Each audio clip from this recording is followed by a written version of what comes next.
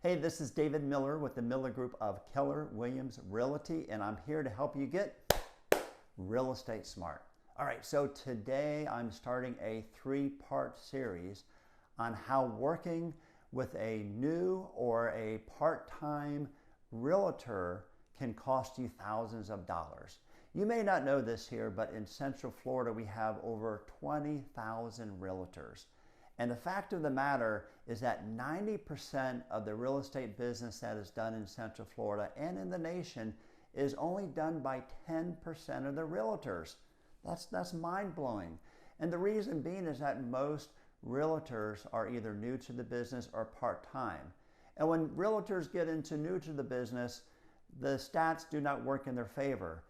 85% of the time after 5 years they get out of the business. So if you're looking to buy or sell a property, it is so important that you work with an experienced agent.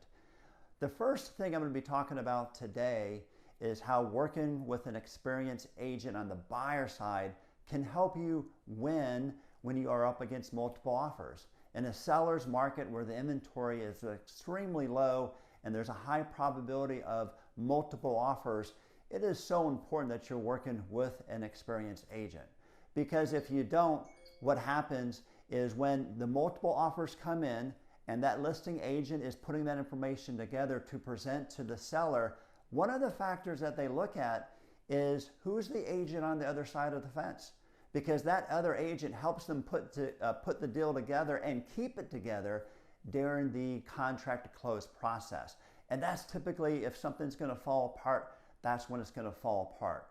The concern is if they know that the agent on the other end is a new agent, they probably have a good feeling that that agent probably didn't do a good job setting up the buyer's expectations.